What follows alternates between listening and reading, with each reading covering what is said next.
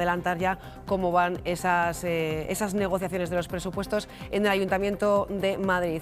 Pero vamos a cambiar radicalmente de asunto. Se ha hablado mucho del gran apagón, pero yo creo que hasta el momento no habíamos oído a nadie, a ninguna autoridad hablar de este asunto. Madrid se quiere anticipar a un posible gran apagón por la crisis energética y de suministros, un plan que contempla 3 fases: anticipación, respuesta y vuelta a la normalidad. Y aunque no se quiere alarmar a la población, se recomendaría hacer acopio de baterías, pilas, velas, alimentos básicos que no requieran conservación en frío. Lo comentaba el consejero de Interior, Enrique López. Muy buenos días. Muy buenos días. Y decía que no se quiere alarmar, y yo le tengo que confesar que cuando ayer vi la información de última hora, pues ya empecé a darle como más credibilidad a esa posibilidad de que pueda existir un apagón. Usted dejaba claro que es algo remoto, pero que en cualquier caso hay que estar preparados. Bueno, en Madrid tenemos planes de protección civil frente a atentados terroristas y esperemos que nunca más se produzcan, frente a crisis que puedan provenir de algún tipo de accidente de carácter nuclear o de bioseguridad, esperemos que nunca se produzcan. Y lo que está claro es que hay países europeos serios como Suiza, Austria y Alemania que han establecido ya protocolos nacionales para tratar esta posible emergencia, que insisto, no hay que alarmar a la población, pero tenemos que estar preparados porque precisamente las autoridades de protección civil, que en este caso me corresponde a mí en la Comunidad de Madrid, tenemos que adelantarnos incluso a lo imprevisible o incluso a lo improbable, pero tenemos que tener claro que sí tiene que existir este plan de protección y por eso lo primero que le pedimos al Gobierno, teniendo en cuenta que la energía es una situación de interés nacional conforme a la Ley de Seguridad Nacional, es que también se anticipe y haga un plan de coordinación nacional de anticipación de tratamiento y de vuelta a la normalidad, que son las fases de protección civil ante cualquier tipo de emergencia a nivel nacional, porque así lo obliga la Ley de Seguridad Nacional. Pero mientras tanto en Madrid, en el ámbito de nuestras competencias, que ya tenemos un plan de protección civil, que es el Platercan, pues vamos a establecer unos protocolos específicos para este tipo de emergencia, que en muchos casos son similares a los que ya venimos ejecutando ante inclemencias, por ejemplo, como fue el caso de Filomena. ¿Y en qué consistiría ese protocolo? Las líneas generales. Entiendo que será bastante complejo, pero claro, bueno, pensamos que si hay un apagón tampoco tendríamos agua corriente, por ejemplo. Bueno, fundamentalmente este protocolo, para el cual se establece, por supuesto, un equipo de actuación y de rápida respuesta dentro de la Consejería, pues trataría de coordinar a todos aquellos que tienen algo que ver ante ese tipo de emergencia. Primero definiendo qué infraestructuras críticas son aquellas que hay que abastecer de forma inmediata, coordinando la actuación no solo pública, sino también con las empresas privadas, fundamentalmente con eléctricas, con empresas de gas, telefonía, etcétera. También estableciendo protocolos en cuanto a la posible reubicación de ciudadanos afectados por esa situación, por ese apagón, haciendo recomendaciones a los ciudadanos también de cómo tienen que actuar ante esta naturaleza, realizando ese tipo de acopios de materiales que están perfectamente definidos. Pues se trataría de dar respuesta a una situación en la que los servicios públicos se ven seriamente comprometidos y mientras dure esa circunstancia de inclemencia como consecuencia de la emergencia, pues, insisto, dar respuesta con la utilización debida de recursos de forma coordinada, que en el fondo es lo que es un plan de protección civil, pues como hicimos el año pasado en Filomena, cuando se produjo una situación absolutamente excepcional en Madrid y que esperemos que no se produzca en muchos años. Usted ha hablado de Suiza y de Austria, donde la población está ya como acostumbrada, incluso tienen en sus propias casas elementos que puedan servirle para circunstancias como estas. En España no estamos tan acostumbrados a tener este tipo de elementos en las casas, pero nosotros podríamos hacer algo también para contribuir a estar protegidos, prevenidos ante un posible apagón, por ejemplo.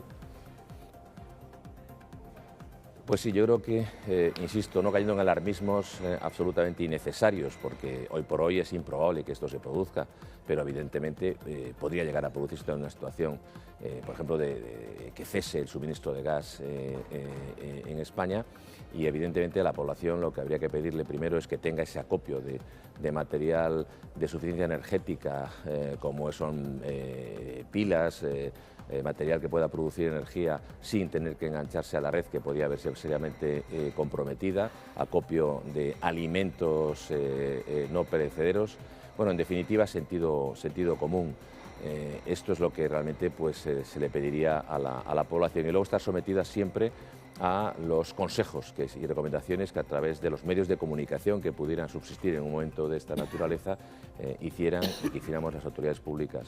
¿Lo sabríamos con algo de antelación? ¿O si viene un apagón viene de repente sin saberlo ni siquiera con horas o días de antelación? Bueno, yo creo que hay que tranquilizar a la población. Si un apagón, por ejemplo, es por desabastecimiento, por ejemplo, de gas, nosotros tenemos reservas de gas por un tiempo razonable, más de un mes. O si se produjera, por ejemplo, por la ausencia de petróleo, hay un plan nacional también de reservas de suministros de petróleo, ¿no?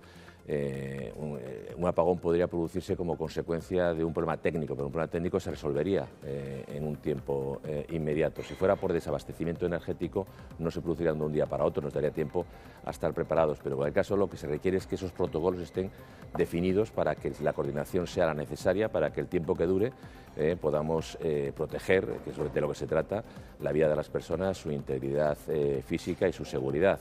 Esto es lo que hay que hacer precisamente cuando se produce una situación de esta naturaleza, y por eso le pedimos al Gobierno de España que asuma esa responsabilidad. Insisto, prevenir no es alarmar, es únicamente prepararse frente a aquello que puede ocurrir y que esperemos que no ocurra nunca.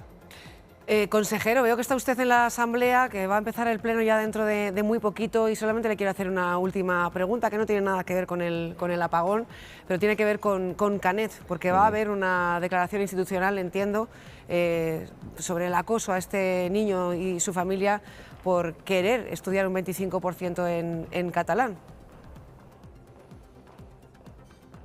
Pues sí, yo creo que estamos ante una situación absolutamente dramática e impropia de un país democrático que tenemos que corregir lo antes posible. Miren, cuando hablamos de odios, no hay odios legítimos ni ilegítimos. Cuando alguien odia a otra persona por el idioma que utiliza, es un odio absolutamente ilegítimo, es un odio absolutamente injustificable, y que nadie puede callarse ante esto. No podemos permitir que esto ocurra y que se considere como normalizado dentro de un ambiente de tensión política como el que se vive en Cataluña. No se lo merecen los catalanes, no nos lo merecemos el resto de los españoles. Estas familias están sufriendo precisamente por algo tan básico como es que sus hijos quieren estudiar en castellano. En fin, es que esto, si no estuviera contextualizado en una situación en la que tenemos un gobierno independentista que, como presta sus votos en Madrid al gobierno de España, está acampando a sus anchas, pues estaríamos ante una situación en la que ya un gobierno hubiera intervenido de forma inmediata asegurando el derecho a estudiar en castellano en Cataluña. ¿Y qué responsabilidad legal tiene ese colegio si se niega a cumplir una sentencia del Tribunal Superior de Justicia de Cataluña que le obliga a dar esas clases del 25% en castellano, que me he confundido antes, el 25% en castellano? ¿El propio centro, el director del centro, tiene alguna responsabilidad? Hombre, si lo hiciera estaría desobedeciendo una resolución judicial, y desde luego el gobierno que permitiera eso estaría realizando un delito de prevaricación omisiva por no estar dictando los actos que debe de dictar. Pero el problema no es tanto ese, porque incluso a lo mejor hasta formalmente cumplen y empiezan a impartir clases en ese 25% en castellano, por ejemplo, utilizando la clase de gimnasia.